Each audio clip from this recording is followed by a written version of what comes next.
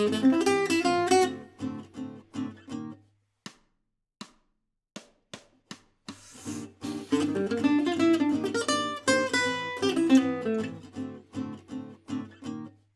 in this final chapter, I want to talk about the evolution of harmony, of idioms and whatnot. Because everything I showed you is kind of the super traditional, quote unquote, coming from maybe classical music idea of treating the dominant chords. But again, improvisers in those days were not always trained in that way. The education that they could get in those days was very limited. It was not standardized like it is today in music schools. People often discovered things on their own. Or sometimes people purposely broke the rules. So maybe you know the song I've Got Rhythm by George Gershwin. It's the first rhythm changes song. Very standard chord progression in jazz. So playing the key of C, the B section has this 3 dominant cycle of dominant chords. But the melody on the 3 dominant goes E to F sharp, when it's supposed to be quote unquote going to F natural, according to what I talked to you about. So again, it goes to show that despite what I showed you, you should try to mix things up. Whereas I said you're supposed to think E7, Mixolydian flat 9, flat 13. Why don't you just try playing B minor over it? Because that is what Charlie Christian did. I don't know why he did it. Probably because he didn't really study theory the way you would study it today. He just discovered himself. So there's a song called I Surrender Dear. At one point it goes D minor, E7, A minor. So over the E7 chord, Charlie Christian plays some kind of B minor idea. You see, I call it B minor, but maybe in his mind it's just an E13 chord. Then on the A minor chord, he does pretty much the same thing, but 2 half steps below. So check out that recording, I Surrender Dear. Django Reinhardt has done things like that as well over E7 and A minor, one of his versions of minor swing. Over the E7 chord, he does something like that. Playing B minor arpeggio to A minor. Wes Montgomery, he has a recording of Caravan. Caravan, you know, it's supposed to evoke this Arabian feel, Spanish feel. That's the perfect song for it to, you can use that sound, right? But Wes Montgomery decides to treat it as using the major 2 minor conversion. So over C7, go to F minor.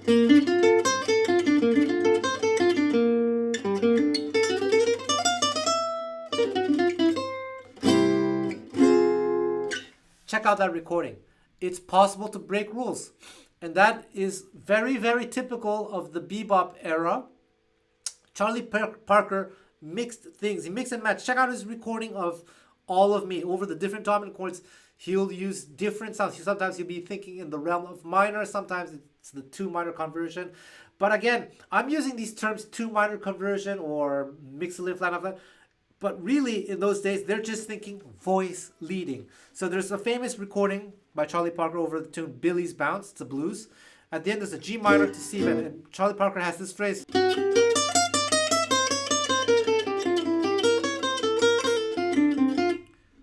And he's going through the different things. Over the C7 chord, he's thinking G minor. But then at one point, it becomes G minor with a C minor with a flat 9. Django did similar things as well in the mid-40s. Like let's say there'd be in the key of G, you have a D7. You play this over a D7, you think a kind of A minor activity. Then turn it into this Phrygian dominant. And then back to the A minor. All done through voice leading. That's the important thing. It's the voice leading. So the terms, the technical terms I'm using, you know, minor conversion, mix of that, I don't think they were thinking that. They were just thinking, voice leading. This to this, and then what can they do in terms of melody?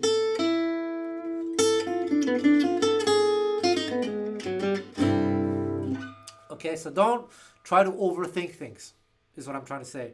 I want to go back to that 7 dominant chord progression. Let's say in the key of C, P7.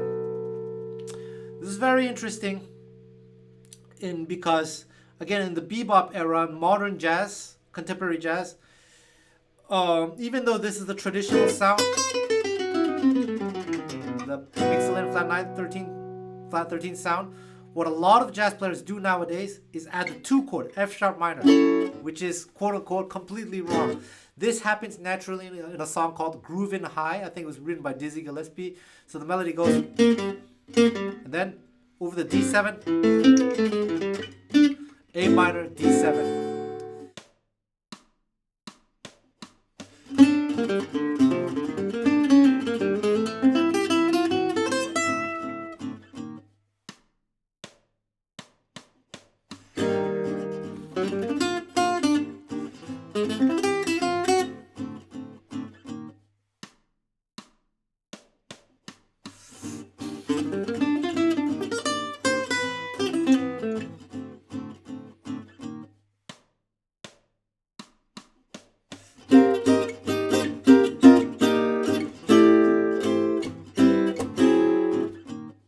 So it's very, very interesting. And people, when they play the song alone together nowadays, at one point it modulates to the key of F.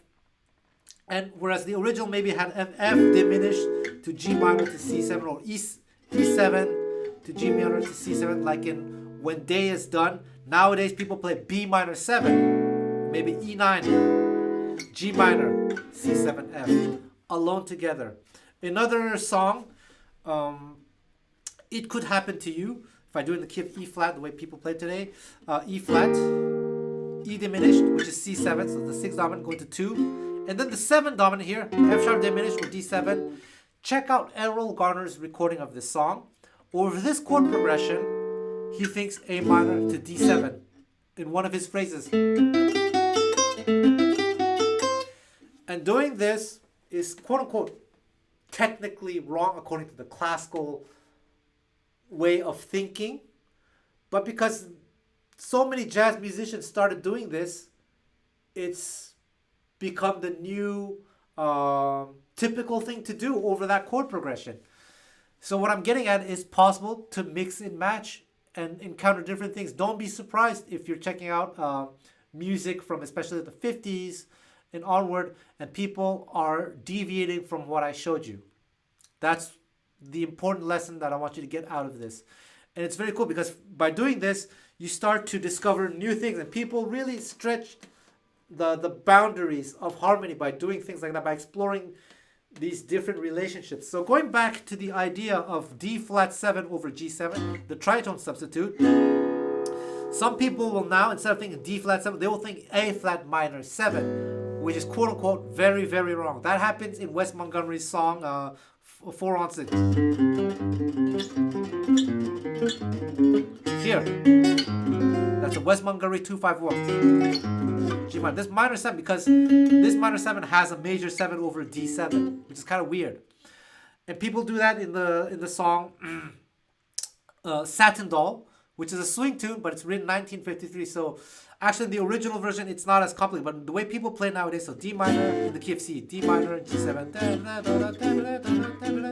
So then here, people do A minor 7, D7, A flat minor, D flat 7, C. So Django was aware of this as well. So he has a song called Diminishing Blackness, where it goes D7, the 2 dominant chord, and then here in the composition, it's the actual D flat 7. But Django, this it's in the composition. It's not a G7. It's a D flat 9 chord. But Django, in his improvisation, in one of his recordings, plays a B major chord,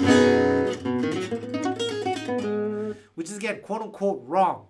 And people like Pat Martino, if you're familiar with him, he's on my DC Music School site. He does a lot of this kind of conversion. So on a G7 chord, Pat Martino may play some kind of A flat minor 7 idea, by which he often means B major 7.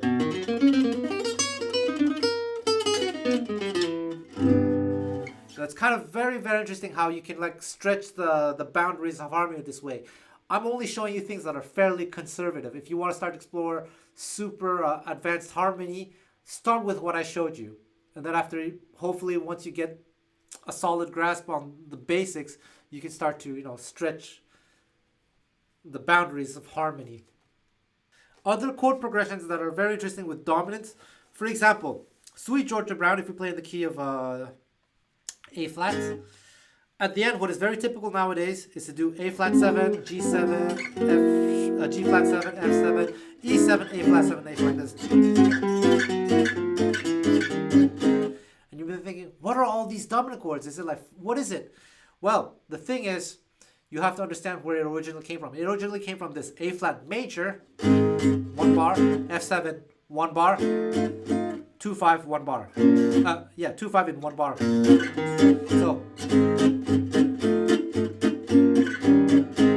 So to improvise over that in a kind of a melodic way, think these chords. But then what musicians discovered, they started to play with harmony. They realized, hey, if I just go A flat chromatically down, 2 beats each, I will eventually land on E flat 7. So then people start doing. Same thing happens in Bye Bye Blackbird. If you play in the key of F, people do F7, E7, E flat 7, D7, G minor. So of course you might be tempted to do like that kind of thing. But originally really it's just F to D7 or F to A minor 7 flat 5 D7. But they realized there's a hole in between, so why don't we just do dominant, dominant, dominant, dominant. Same thing in this song Rosetta. Originally it's Rosetta, D7, 7 dominant, F to D7. So 1, 7 dominant, back to 1 to the 6 dominant. But people realize, hey, we have 2 dominant chords and we have an F here. Why don't we just do dominant, dominant, dominant, dominant. So it's interesting to look at music history in this way. When you see kind of weird things, try to check out what the original version might be. And you'll often find something a lot more simple. And more options you know, the more options you have for improvisation. Because it could get a little bit boring to see a lot of jazz students just always do the same thing over Sweet Georgia Brano. Just always doing. Or same thing in Bye Bye Blackbird, Rosetta, etc.